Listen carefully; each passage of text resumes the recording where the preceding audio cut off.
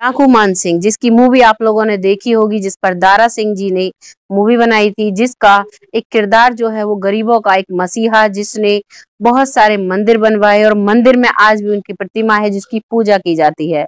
एक ऐसी छवि के व्यक्ति जो कि अमीरों को तो लूटते थे, ठगते थे, लेकिन गरीबों की बहुत ज्यादा मदद करते थे, गरीबों की बेटियों की शादी कराते थे और गरीबों के लिए वो बहुत ही एक आदर, गरीबों के अंदर उनके लिए बहुत ही आदर और सम्मान की भावना थी। अगर आपको इनके बारे में पूरा जानना है तो बने रहिए वीडियो में हमारे साथ लास्ट तक। राम राम, नमस्कार। मैं महक चौधरी लेकर आई हूँ आपके सामने आगरा के जो डाकू भानसिंह के नाम से जाने जाते हैं, आगरा के खैर राठौर की सच्ची घटना है। यहाँ के एक व्यक्ति थे जो कि ठाकुर थे। ठाकुर पहला एरिया था ये जो मैं घटना आपके सामने लेकर आई हूँ, ये जब आजादी की लड़ाई लड़ी जा रही थी उस दौरान की घटना है, जब हमारे देश में लोग आजादी के लिए लड़ रहे थे। उधर दूसरी साइड जो एक कहते हैं ना, एक तत्वा होता था, एक समाज, ब्राह्मण समाज अलग होता था, ठाकुर समाज अलग होता था, और जो अदर कास्ट होते थे यानी कि उनको एक अलग तरीके से रखा जाता था। ये उस दौरान की बात है। तो ब्राह्मण समाज का एक कुआं था जिस पर एक व्यक्ति पानी पीने लगता है, लेकिन कुछ लोग उसको रोकते हैं, लेकिन वो नहीं मानता है और वो वहां पर पानी पीने लगता है। जब वो पानी पीता है तो ब्राह्मण समाज के कुछ लोग आकर उस व्यक्ति को बुरी तरीके से पीटते हैं और इतना पीटते हैं कि वो जैसे तैसे अपनी जान बचाकर भागता है और ठाकुर के पास, जो ठाकुर मानसिंह है, उनके पास पहुंचता है, जो कि उस दौरान के बहुत ही जाने माने प्रसिद्ध ठाकुर थे, जो लोगों की बहुत मदद किया करते थे, अपने पास एक बंदूक रखते थे और आज तक का रिकॉर्ड था कि उन्होंने किसी के भी साथ कोई मारपीट, किसी को कोई थप्पड़ तक नहीं मारा था। लेकिन आज ऐसा दिन था कि उनका खून खौल जाता है और वो अपनी बंदूक लेकर और अपने साथ दो व्यक्ति लेकर अपनी जीप में सवार होकर सीधा वहां पर जाते हैं कुएं के पास, जहां ब्राह्मण इकट्ठा हुए थे। और वहां की उन दोनों जो पीर होते हैं, उनमें जब लड़ाई होती है तो तीन लोग, जो डाकू मानसिंह है, उनकी गोली से एट द पॉइंट पर ही उनकी डेथ हो जाती है। तो वहां पर अंग्रेजी काल का जो शासन चल रहा था, तो तभी वहां पर पुलिस आती है और पुलिस आने के बाद सीधा जो डाकू मानसिंह है उनको अरेस्ट कर कर ले जाती है। अब वो जेल में पहुंच जाते हैं, पीछे से रह जाता है उनका परिवार, जिसमें उसके 5 बेटे थे और उनकी पत्नी थी। अब क्योंकि जो ठाकुर थे उनके हथियार के द्वारा ब्राह्मणों की 5 की हत्या हो चुकी थी, तो अब वो बदले की भावना उनके बीच में बन चुकी थी। जो ब्राह्मण थे वो बार बार कहते थे कि ठाकुर मानसिंह के परिवार से हम बदला लेंगे, और आपस में इनकी लड़ाइयां होने लगती थी। और जब लड़ाइयां हुई तो जो ठाकुर का परिवार था, उनके 5 बेटे और उनका जो भाई था, मतलब एक जो कुनवा होता है, पूरा कुनवा आपस में लड़ाई करते हैं। और जैसे उनकी लड़ाई होती है तो फिर वो समझ जाते हैं कि अब ये लोग हमें शांति से नहीं रहने देंगे, और वो लोग जाकर सीधे जंगल में छिप जाते हैं, जंगल में ही रहना शुरू कर देते हैं। लेकिन कुछ लोग पुलिस की मुखबिरी से, वहां पर पुलिस को मुखबिर बताता है कि यहाँ पर ये लोग छिपे हुए हैं, और वहां पर पुलिस की जब गोलीबारी होती है तो सामने से ठाकुर जो मानसिंह है उसके परिवार वाले भी गोलीबारी करते हैं अपोजिट में। तो उसमें ठाकुर मानसिंह के 2 बेटों का वहीं पर गोली लगने की वजह से मृत्यु हो जाती है। और इस चीज का अभी तक ठाकुर मानसिंह को कोई पता नहीं था।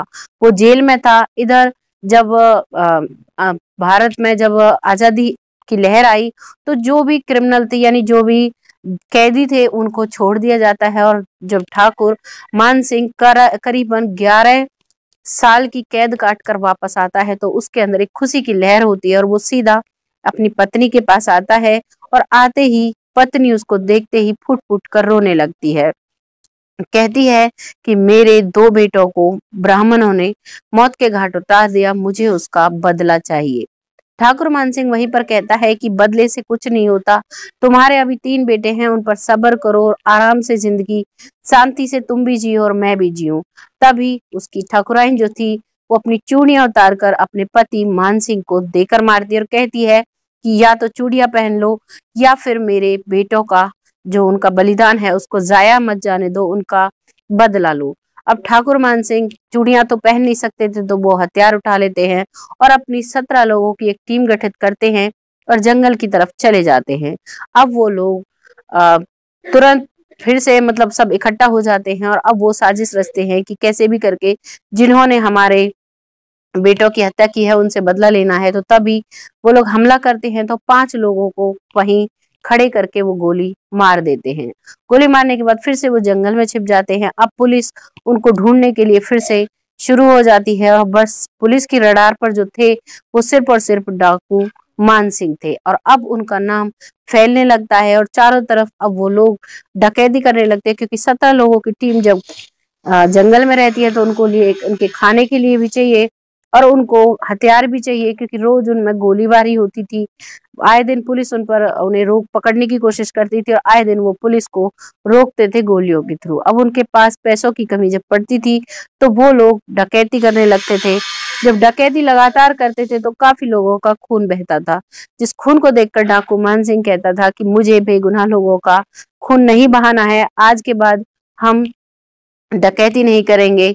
अब हम लोग फिरौती मांग लिया करेंगे, यानी कि जो जैसे कोई अमीर व्यक्ति था उसको उठा लिया करते थे और खुद उसी की सहमति से पूछते थे कि तुम हमें कितने पैसे दे सकते हो। जैसे किसी ने बोला 1 लाख, तो उसमें से वो 50,000 रुपए लेते थे और उसको छोड़ दिया करते थे। ऐसा सिलसिला चलता है और लगातार ऐसा सिलसिला चलने के बाद उनके पैसे पूर्ति होती रहती थी, क्योंकि वो बताया जाता है उसने उस दौरान जो हुई थी 185 लोगों की डेथ हुई थी उन गोलीबारियों में और 90 बार पुलिस की और डाकू मान सिंह की मुठभेड़ हुई थी, जिसमें 185 लोगों का जो रिकॉर्ड है वो पुलिस के रिकॉर्ड में दर्ज है कि इतने लोगों की हत्या हुई थी इस मुठभेड़ में। ये एक ऐसा सिलसिला चला कि जब ये लंबे समय तक चलता है तो जो वहां के गरीब लोग थे, गरीब तबके के लोग थे, वो ठाकुर मान सिंह जो है उसके दीवाने हो जाते हैं, भक्त हो जाते हैं, क्योंकि वो उन सभी की मदद किया करते थे। ये सिलसिला लगातार चलता रहता है, लेकिन पुलिस अपनी भरपूर कोशिश करती है और डाकू जो मान सिंह है उसको नहीं पकड़ पाती है।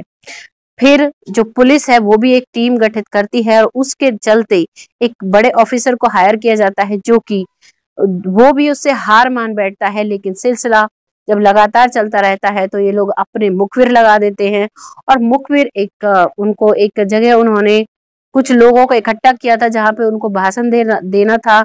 बताया जाता है 3 लाख लोग वहां पर इकट्ठा हो गए थे उनके बुलाने पर। तो वो कितनी बड़ी हस्ती होंगे आप अंदाजा इस बात से लगा सकते हो। ये सिलसिला चलता है। एक दिन का समय जब वो शाम को मंदिर में उन्होंने कुछ लोगों को खाना खिलाया था और वहीं पर वो लोग खाना पीना खाते शाम को, जो ठाकुर डाकू मान सिंह था और उसके जो लोग थे, तभी एक मुखबिर उनको पुलिस को इतला करता है कि यहाँ पर जो डाकू मान सिंह है वो छिपा हुआ है। तब वो पुलिस वाले कहते हैं कि हम उसको ऐसे नहीं पकड़ सकते, तुम उसको खाने में कुछ जहरीला पदार्थ खिला दो, तब हम उनको मार देंगे। और वैसा ही होता है, उनको दूध में जहरीला पदार्थ पिला दिया जाता है और उससे उनकी हालत गंभीर होती है और मौके पर पुलिस पहुंचती है और वहां पर आकर उन पे गोलीबारी कर दी जाती है। इस तरीके से डाकू जो मान सिंह है उसका खात्मा कह सकते हो आप, खात्मा होता है और एक ऐसे व्यक्ति का एंड हो जाता है जिसने काफी गरीब लोगों की मदद की। लेकिन कहते हैं जो कोई भी अगर कानून हाथ में लेता है तो पुलिस उसको सजा जरूर देती है। वैसा ही हुआ था डाकू मान सिंह के साथ।